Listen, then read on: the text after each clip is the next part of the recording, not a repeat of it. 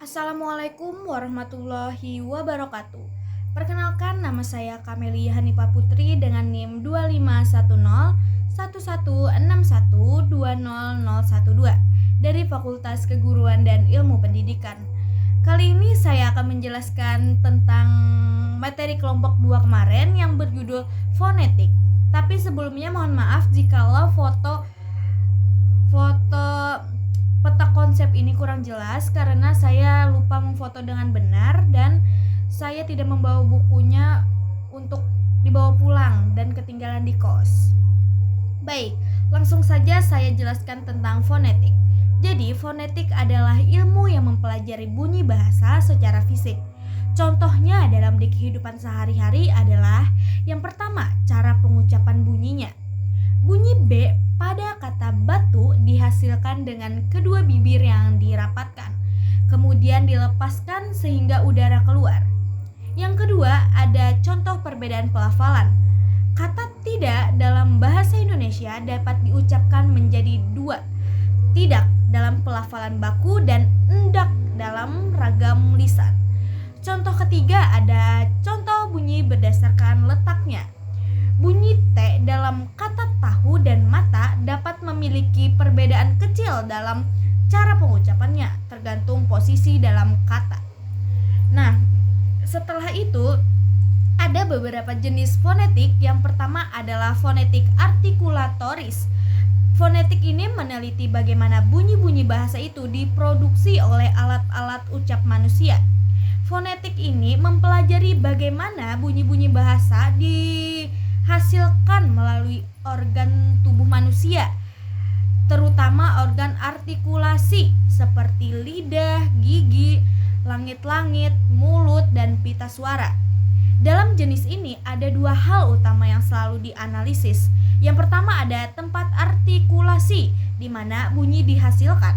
Tempat artikulasi merujuk pada lokasi dalam mulut, di mana aliran udara terhalang untuk menghasilkan bunyinya. Nah, setelah itu ada cabangnya. Yang pertama ada bilal, yaitu dua bibir bertemu. Contohnya P, B, dan M. Yang kedua ada alveolar, adalah saat lidah ke gusi. Contohnya T, D, dan N. Yang ketiga ada velar, adalah ketika bagaimana belakang lidah ke langit-langit lunak.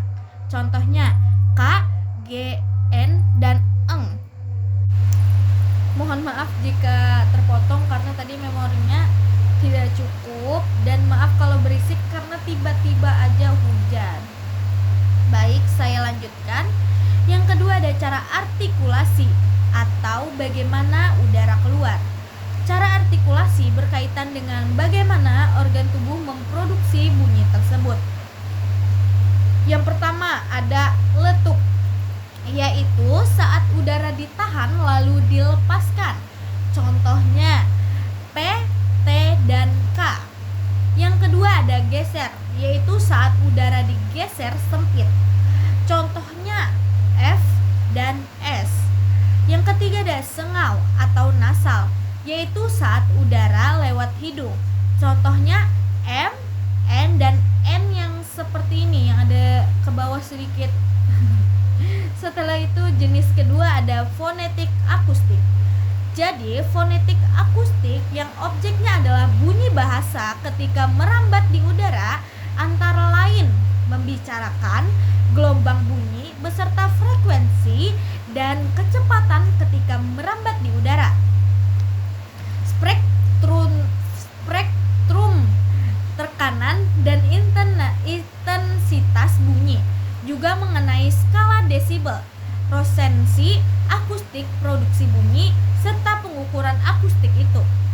Contohnya saat mengucapkan A dan I, secara artikulasi posisi lidah berbeda, namun secara akustik grafik gelombangnya yang berbeda. Yang ketiga ada fonetik auditoris. Nah, fonetik ini meneliti bagaimana bunyi-bunyi bahasa diterima oleh telinganya, sehingga bunyi-bunyi itu didengar dan dapat dipahami. Jadi kita dapat memahami bunyinya, arti bunyi itu. Dalam hal ini tentunya pembahasan mengenai struktur dan fungsi alat dengar yang disebut telinga itu bekerja.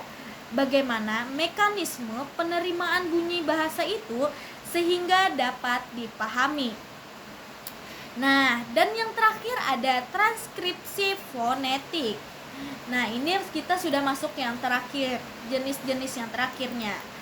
Transkripsi fonetik adalah penulisan bunyi-bunyi bahasa secara akurat atau tepat dengan menggunakan huruf atau lambang fonetik.